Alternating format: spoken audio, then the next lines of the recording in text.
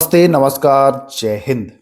आ जाइए, हम लोग शुरू कर चुके हैं एनसीईआरटी क्लास 9th। आज का जो चैप्टर है वह भी 9वां चैप्टर है। यानी कि इससे पहले 9th क्लास के साइंस का आपको 8 चैप्टर कंप्लीट करा दिया गया है बिल्कुल डिटेल में। अगर आपने प्रारंभिक परीक्षा के लिए इसको पढ़ा था तब भी ये आपके लिए महत्वपूर्ण है, क्योंकि प्रारंभिक परीक्षा के अलावा भी कुछ क्वेश्चंस इसमें ऐड हुए हैं, इसलिए यह वीडियो भी महत्वपूर्ण हो जाएगा। अब हम बात करते हैं, जैसा कि हर वीडियो में आप लोग का यही कमेंट रहता है कि पीडीएफ कैसे मिलेगा, पीडीएफ कैसे मिलेगा। तो मैं शुरुआत में इसीलिए बता देता हूं कि पीडीएफ कैसे मिलेगा, ताकि बीच में बार बार फिर दोहराना ना पड़े एक ही चीज को। पीडीएफ के लिए आपको सिंपल सा क्या करना है कि वीडियो के डिस्क्रिप्शन में जाना है, वहां पर आपको लिंक मिल जाएगा ज्वाइन टेलीग्राम, ऐसे लिख करके ज्वाइन टेलीग्राम का लिंक मिल जाएगा। उस पर आपको क्लिक करके टेलीग्राम में ज्वाइन कर जाना। अब टेलीग्राम में बिल्कुल स्पष्ट लिखा हुआ है कि कैसे आपको पीडीएफ वाले ग्रुप में जाना है, तो कोई बात ही नहीं है पूछने का। और पेमेंट के लिए भी रही बात कि कहाँ करना है, तो उसके लिए भी जो हमारा टेलीग्राम आईडी है वो भी दे दिया गया है। उस पर आप क्लिक करके हमें स्क्रीनशॉट भी भेज सकते हैं, तो बहुत ज्यादा समस्या इसकी नहीं है। आ जाइए, आज का जो टॉपिक है वह है न्यूटन के गति नियम। जी हाँ, क्या है? न्यूटन के गति नियम। न्यूटन के गति नियम से हम लोग संबंधित प्रश्न देखेंगे, जो तीनों गति नियम है उससे, क्योंकि यहां से प्रश्न आपको आता है। और एनसीईआरटी क्लास 9th का ये 9वां चैप्टर भी है, तो ये पढ़ना भी अनिवार्य है। तो आ जाइए, यहाँ कुछ लोगों ने कमेंट किया था कि जो क्लास करा रहे हैं ये किस किस एग्जाम के लिए काम आएगा। तो देखो भाई, मैं पूरी डिटेल करा दे रहा हूं, भले एमसीक्यू के रूप में करा रहा हूं, लेकिन पूरी डिटेल करा दे रहा हूं। किसी ने कमेंट किया था कि क्या इसका थ्योरी क्लास भी मिलेगा क्या? तो भाई, जितना मैं करा दे रहा हूं ना, एक तरह से ये थ्योरी ही है बस। वो थ्योरी को मैं 4 विकल्प बना के आपको उपलब्ध करा रहा हूं। इतना ज्यादा आपको करा दे रहा हूं कि आपको कोई दिक्कत ही नहीं होगी, हर चीज आप इजिली समझ पाओगे, है ना। तो आप अगर पहले नहीं क्लास किए हो तो आपको ऐसा लग रहा होगा, लेकिन अगर आप क्लास कंटिन्यू कर रहे हो तो आपको बिल्कुल एकदम आसान से समझ में आ जाएगा। आइए, न्यूटन के गति नियम के बारे में तो आप जानते ही होंगे। सामान्यतः 3 नियमों को आप पढ़ते हैं, प्रथम, द्वितीय और तीसरा नियम को। तीनों नियम के बारे में जो खासियत है वो आज हम लोग जानेंगे, और क्या क्या कार्य किस नियम पर आधारित है वह भी हम लोग जानेंगे। तो चलिए, पहला प्रश्न देखिए क्या कह रहा है। इनमें से कौन सी पुस्तक गैलीलियो के द्वारा नहीं लिखी गई है? गैलीलियो से भी प्रश्न बनता है, क्योंकि जब न्यूटन के गति नियम पढ़ेंगे तो गैलीलियो का भी चर्चा होगा। तो गैलीलियो के नियम के बारे में, गैलीलियो के पुस्तक है उसके बारे में जान लीजिए। गैलीलियो की जो पुस्तक है स्टारी मैसेंजर, तो गैलीलियो की ही पुस्तक है। साथ ही साथ डिकोर्स ऑन टू न्यू साइंसेस, यह भी इसी की ही पुस्तक है। और ऑन फ्लोटिंग बॉडीज, हाँ जी हाँ, ये तीनों गैलीलियो के। जबकि प्रिंसिपिया जो है आप जानते ही होंगे कि यह न्यूटन की है। किसकी है? न्यूटन। तो आपसे पूछ रहा है गैलीलियो द्वारा नहीं लिखी गई है, यानी कि ऑप्शन डी यहां पर बिल्कुल सही हो जाएगा। पहला प्रश्न इजी था, इजी प्रश्न से शुरुआत करते हुए आइए दूसरा सवाल। जब कोई गतिशील मोटर कार अचानक रुकती है तो हम आगे की ओर झुकने लगते हैं। जैसे ये चल रहा है, ये चल रहा है, अब चलते चलते चलते चलते अचानक रुका, तो बस में बैठे हो, कार में बैठे हो तो चल तो आप भी रहे हो, कार रुक गया क्योंकि इसमें ब्रेक लगा, आप झुकोगे क्योंकि आप में ब्रेक नहीं लगा था। तो आपको पता है नियम प्रथम कहता है कि जो चीज जहां है वहां ही रहना पसंद करता है। जो गति में है तो वो गति में ही रहना पसंद करता है, और जो चीज रुका है वो रुका ही रहना पसंद करता है। इसे ही कहते हैं इनर्शिया या फिर जड़त्व। क्या कहते हैं? जड़त्व। ये न्यूटन के प्रथम नियम से आपको ज्ञात होगा। तो ये जड़त्व है, लेकिन किसका जड़त्व है? क्योंकि गाड़ी चल रही है तो वह हो जाएगा गति का जड़त्व। जी हाँ, गति का जड़त्व। अगर रुकी हुई वस्तु रहती तब विराम का जड़त्व। तो दोनों ध्यान रखिएगा, चल रहा है तो गति का जड़त्व, बाकी यहाँ पर केवल जड़त्व इनर्शिया ऑप्शन है, तो इनर्शिया आप सही करोगे, आगे बढ़ जाओगे।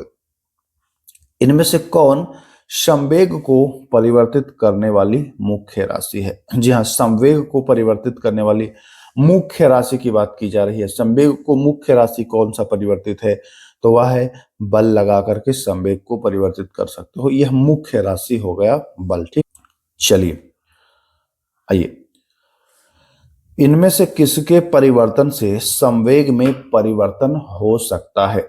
संवेग में देखिए, अभी मुख्य राशि आपसे पूछा था, अभी आपसे पूछ रहा है कि किसके परिवर्तन से संवेग में परिवर्तन हो सकता है। तो संवेग में परिवर्तन से भाई वेग अगर आप बदलोगे तो संवेग भी बदल जाएगा, वेग बदलने से बदल जाएगा। आवेग में जो बल होता है और समय, तो बल और समय से भी, बल से भी और समय से भी, तो समय यहां है तो ये भी ऑप्शन सही हो जाएगा। आवेग जो है, आवेग में आएगा बल और समय, तो मतलब वेग, आवेग, समय, ये तीनों को अगर आप परिवर्तित करोगे तब भी जो है वो संवेग में परिवर्तन होगा, मोमेंटम में बदलाव देखने को आपको मिलेगा। तो ध्यान रखिएगा, वेग में परिवर्तन आपको तीनों से मिलने वाला है। आइए, किसी वस्तु पर लग रहे बल का मान किससे प्राप्त किया जा सकता है। किसी वस्तु पर लग रहे बल का मान, तो आपने पढ़ा है ना, आपने पढ़ा है बल बराबर एफ बराबर क्या पढ़ा है, एम ए, मास और एक्सलरेशन, यानी कि द्रव्यमान और त्वरण।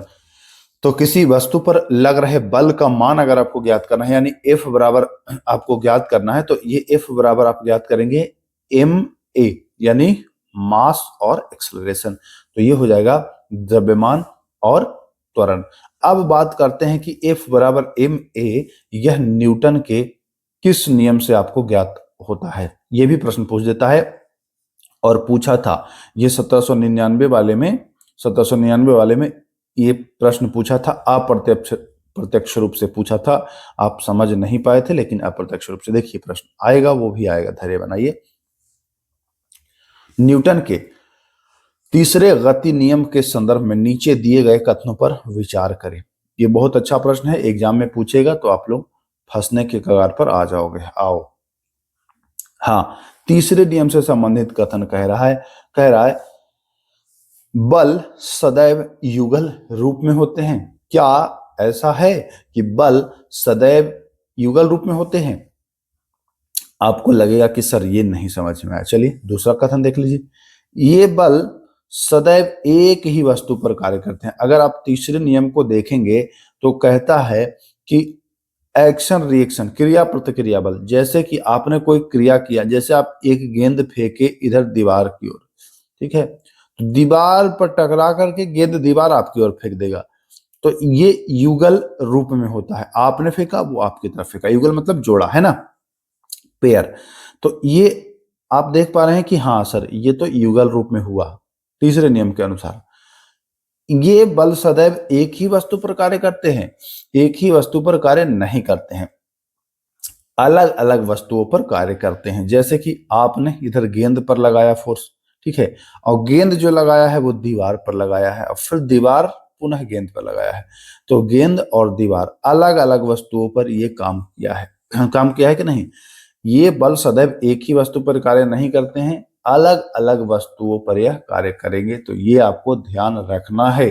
तो प्रश्न यहाँ पर आपको 6 का जो विकल्प होगा वो सही होगा, एक सही है तथा 2 गलत है, ध्यान रखिएगा। आइए, किसी पिंड को गति प्रदान कौन सा बल करता है। गति प्रदान, जैसे देखिए एक यहां पर रख दीजिए आप लकड़ी का टुकड़ा या पत्थर का टुकड़ा, अब आप इधर से धक्का दीजिए एक आदमी, ठीक है, और एक आदमी इधर से धक्का दे, और दोनों एकदम सामान्य ताकत से लगाए, यानी कि संतुलित हो, तो क्या ये वस्तु जो है इसमें गति होगी? कहेंगे नहीं सर, जब दोनों तरफ से संतुलित बल लगेगा तो गति नहीं होगी। गति कब होगी? जब इस पर असंतुलित, यानी इधर से ज्यादा लग जाए इधर से ना लगे, तो असंतुलित हो गया, ठीक है, अनबैलेंस्ड हो गया। तो असंतुलित बल जब लगता है तो पिंड गति प्रदान करता है। तो बहुत अच्छे से इसको आप समझ गए होंगे। चलिए आ जाइए अगला सवाल। कोई वस्तु समान वेग से तभी गतिशील रह सकती है जब जब क्या उस पर कोई बल ना लगे। इस पर होना चाहिए था कि उस पर कोई बाह्य बल न लगे, है ना, तब ये परफेक्ट आंसर हो जाता। लेकिन यहाँ बाह्य का जिक्र नहीं है, हमको परफेक्ट आंसर तलाशना है। यह हो सकता था बट बाह्य लगा होना चाहिए था। उस पर असंतुलित बल लगे, असंतुलित बल लगेगा तो त्वरण में परिवर्तन आना शुरू होगा, ठीक है, तो इसलिए यह भी नहीं होगा। और घर्षण बल संतुलित हो, जी हाँ, अगर घर्षण बल को संतुलित कर दिया जाए तो त्वरण जो हो जाएगा वो शून्य हो जाएगा, और शून्य होगा तो यह क्या होगा, समान वेग के साथ गतिशील रह सकता है। तो एकदम परफेक्ट जो आंसर है वह आंसर क्या होगा, सी आंसर सही हो जाएगा। बी भी नहीं, बहुत लोगों को लग रहा होगा कि ए, लेकिन ध्यान रखिए ए आंसर हो सकता है, लेकिन यहाँ पर उस पर कोई बाह्य बल न लगे, तो ए आंसर जो है वो हो जाएगा। आइए अगला है, गैलीलियो का जन्म कब हुआ था? तो गैलीलियो का जो जन्म हुआ था वह आपका 15 फरवरी 1564 को हुआ था, ध्यान रखिएगा। कहाँ में हुआ था? तो इसका जन्म जो हुआ था वह आपके इटली के पीसा में। कहा? इटली के पीसा में, ध्यान रखेंगे। आइए यह करा दिया हूं। पुस्तक द लिटिल बैलेंस किसकी है? द लिटिल बैलेंस पुस्तक जो है वो गैलीलियो की ही है। आगे आइए, प्रथम लोलक घड़ी, फर्स्ट पेंडुलम क्लॉक जो थी उसका फर्स्ट पेंडुलम क्लॉक की संरचना की बात की जा रही है। तो पहली लोलक घड़ी की संरचना जो है यह भी गैलीलियो के द्वारा ही दिया गया था, तो ध्यान रखिएगा। गैलीलियो से भी कुछ प्रश्न थे तो उसको इंक्लूड करना आवश्यक था। आइए, किसने सर्वप्रथम बृहस्पति के चारों ओर घूमते उपग्रहों को देखा? तो यह भी देखने वाले गैलीलियो ही थे, और गैलीलियो ने ही देखा बृहस्पति के चारों ओर घूमते हुए ग्रहों को, दूरबीन बनाया था इन्होंने ही। पुस्तक लेटर्स ऑन द सनस्पॉट्स, जी हाँ, यह पुस्तक के जो लेखक है इन्होंने ही लिखा, गैलीलियो ने ही लिखा। तो यहाँ पर लगातार 5 गैलीलियो का आंसर सही हो गया। आइए, न्यूटन का कौन सा नियम बताता है कि वस्तु अपनी अवस्था बनाए रखती है? जो रुका है वो रुका ही रहना चाहेगा, और जो चला है वो चलता ही रहना चाहेगा। तो यह किसने बताया था? तो कहेंगे कि यह तो न्यूटन के प्रथम नियम से आपको पता चल जाता है। तो प्रथम नियम न्यूटन हो जाएगा, फर्स्ट लॉ। आइए, न्यूटन के किस नियम को जड़त्व का नियम भी कहते हैं? तो मैं बता चुका हूं पहले ही कि न्यूटन के प्रथम गति नियम को जड़त्व का भी नियम कहा जाता है। या फिर यही पूछता है कि जड़त्व का गैलीलियो का नियम किसे कहा जाता है? तो गैलीलियो का भी नियम इसी प्रथम को ही कहा जाता है। तो यहाँ पर दोनों पॉइंट आपको ध्यान रखना है, ठीक है। प्रथम गति नियम हो जाएगा जड़त्व का नियम या गैलीलियो का नियम, ठीक है। चलिए आगे चलते हैं। अगला सवाल देखिए क्या कह रहा है। बस के अचानक चलने पर पीछे झुकना, माने कि बस क्या है भाई, बस जो है वो रुका है। अब रुका है और आप चल दिए, तो रुका था तो इसका मतलब आप में विराम का जड़त्व था, विराम का जड़त्व था, यानी इनर्शिया ऑफ रेस्ट। तो रुका था तो विराम है, और अगर चलती बस में अगर रुकता तो गति का जड़त्व। तो दोनों पॉइंट ध्यान रखिएगा, पूछ सकता है। जैसे ये प्रश्न करा दिया, चलती बस के अचानक रुकने पर, मतलब बस चल रही है तो गति है, तो गति का जड़त्व हो जाएगा। बहुत आसानी से इसको समझिए।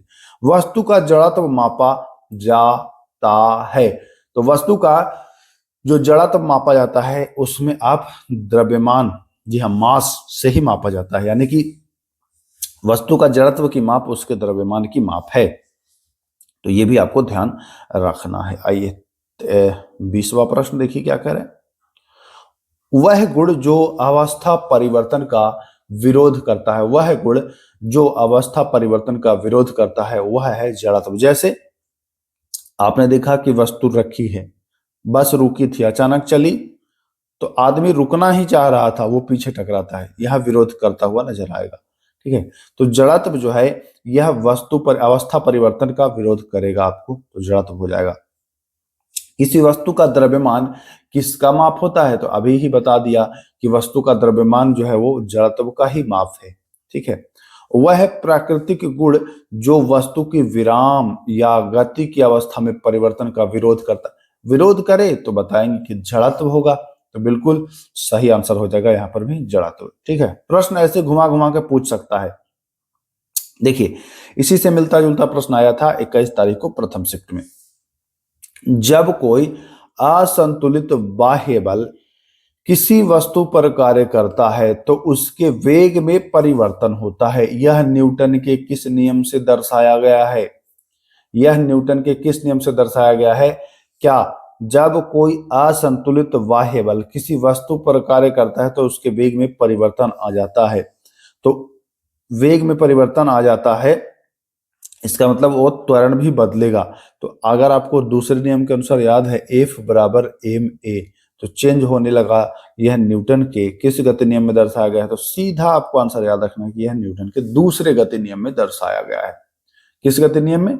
दूसरे गति नियम में यह दर्शाया गया। प्रश्न पूछता है यहाँ पर, तो दोनों चीज आपको ध्यान रखना है। अगर बल का व्यंजक पूछे, व्यंजक, ठीक है, बल का व्यंजक पूछे तो बताना है कि यह दूसरे गति नियम से, और परिभाषा पूछे कि बल की परिभाषा, तो यह प्रथम गति नियम से होगा। व्यंजक दूसरे से और परिभाषा पहले से, तो दोनों पॉइंट आपको ध्यान रखना है। यहां पर फिलहाल क्या कह रहा है कि ये तो हो जाएगा आपका दूसरा गति नियम, मैं बता ही चुका हूं इसको, है ना, दूसरा गति नियम। आइए, वस्तु त्वरण प्राप्त कर सकती है न्यूटन के किस गति नियम के अनुसार? वस्तु त्वरण प्राप्त करती है, तो त्वरण प्राप्त करेगी न्यूटन के दूसरे गति नियम से करेगी। चलिए आगे, संवेग नामक राशि को किसने प्रस्तुत किया था? संवेग नामक राशि को न्यूटन के द्वारा ही प्रस्तुत किया गया था। किसके द्वारा? न्यूटन के द्वारा ही प्रस्तुत किया गया था। चलिए, संवेग का सूत्र, यानी कि संवेग का जो सूत्र होता है वह मैं बता ही दिया हूं, mv, है ना, मास और वेलोसिटी, यही होगा ना। तो mv, मास वेलोसिटी, मास इंटू वेलोसिटी, यानी कि द्रव्यमान और वेलोसिटी, वेग। संवेग में होता है, तो संवेग में क्या होगा? चूंकि वेग है तो भैया दिशा भी होगा और परिणाम भी होगा, दोनों हो जाएगा। आइए 28वां प्रश्न कह रहा है संवेग का SI मात्रक क्या है? तो संवेग का SI मात्रक क्या होता है? किलोग्राम मीटर प्रति सेकंड, है ना। तो किलोग्राम मीटर प्रति सेकंड हो जाएगा, यानी कि V सही होगा। और देखिए न्यूटन सेकंड भी कहा जाता है, तो B तथा C, जबकि यहां पर क्या दिया है? A तथा C, लेकिन इसको करना है आपको B और C, ध्यान रखिएगा। तो B और C सही होगा, ना कि A और C, ठीक है। तो संवेग का SI मात्रक किलोग्राम मीटर प्रति सेकंड और न्यूटन सेकंड, तो B और C दोनों हो जाएगा। चलिए आगे चलते हैं। किसी वस्तु के संवेग में परिवर्तन की दर उस पर लगने वाले असंतुलित बल के समानुपाती होता है। पॉइंट को नोट करिएगा, किसी वस्तु के संवेग में परिवर्तन की दर जो होता है वह असंतुलित बल की कैसा होगा? तो समानुपाती होगा। यह न्यूटन के किस गति नियम से ज्ञात होता है? तो यह भी न्यूटन के दूसरे गति नियम से ही ज्ञात होता है। किससे?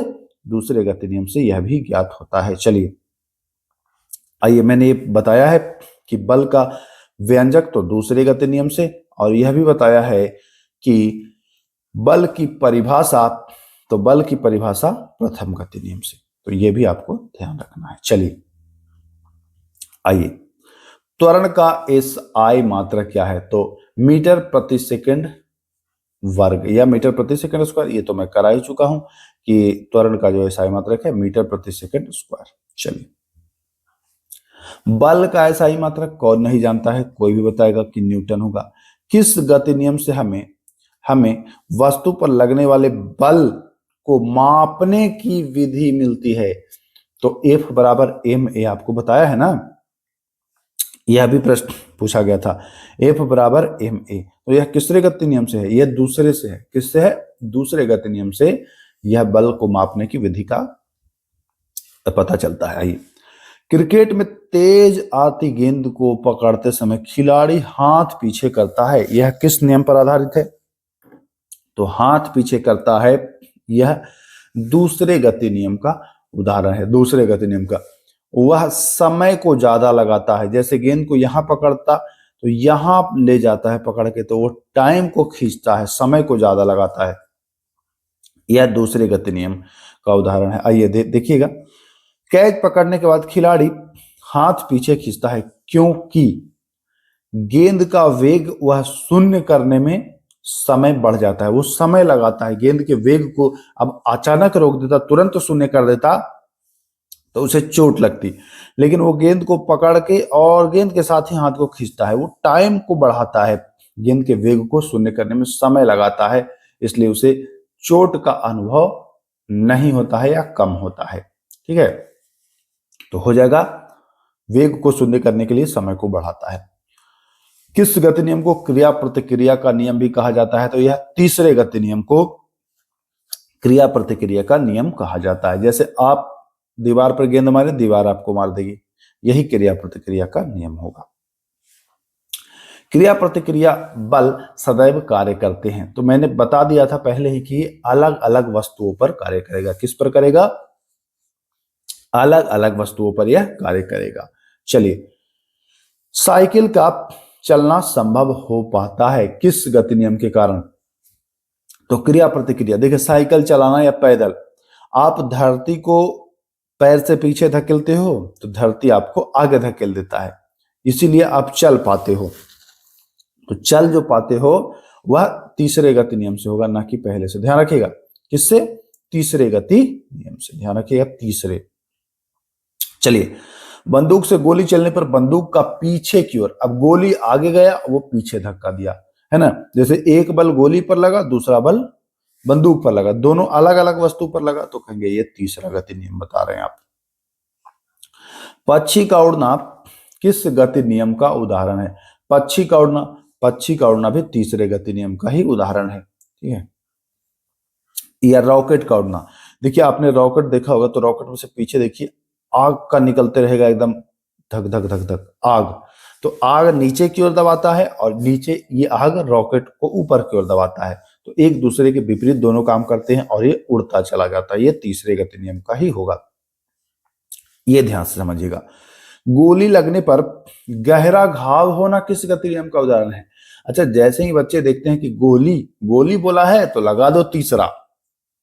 ध्यान रखिएगा, जैसे गेंद को पकड़ने के बाद वह वेग को कम करने के लिए समय लगाया था, लेकिन जब किसी को गोली लगती है तो वो गोली के वेग को शून्य नहीं कर पाता है, इसलिए गोली लगने के बाद उसको घायल कर देता है। तो यहां पर दूसरा नियम आप देखेंगे, क्या देखेंगे? दूसरा नियम के अनुसार ऐसा होता है, ना कि तीसरा। ध्यान रखना है भाई। चलिए, आइए 44वां। नाव से कूदने पर नाव पीछे चला जाता है। तो भैया आप नाव को पैर से धकेले, नाव आपको धकेला, तो जब एक दूसरे पर काम किया तो तीसरा गति नियम। चलिए आगे, सवाल संख्या 45 क्या कह रहा है देखिए। हाँ, संतुलित बल की गति की अवस्था को परिवर्तित नहीं कर सकता। संतुलित बल गति की अवस्था को परिवर्तित नहीं कर सकता है, कथन एक है। एक क्या कथन सही है? चलिए दूसरा कथन देखते हैं।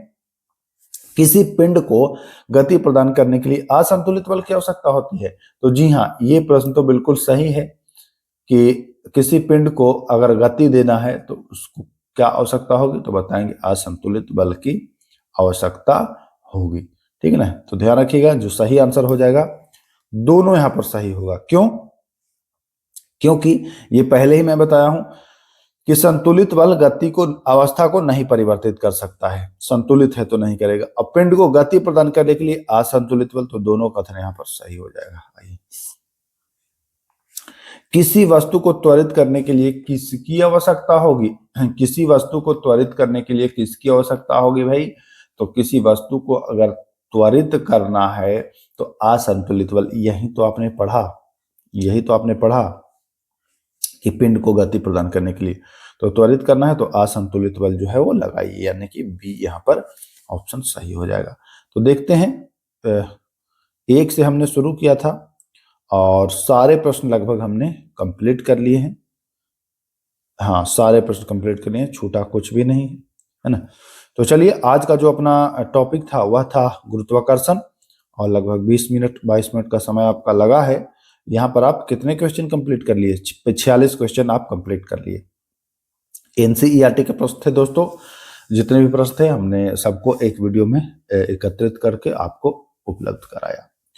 वीडियो से प्रश्न आए हैं भी, आते भी रहेंगे, तो अच्छे से इसको देख लेना है और नोट भी कर लीजिएगा। अगर पीडीएफ ग्रुप से शामिल नहीं है, जुड़े नहीं है, तो नोट अवश्य कर लीजिएगा।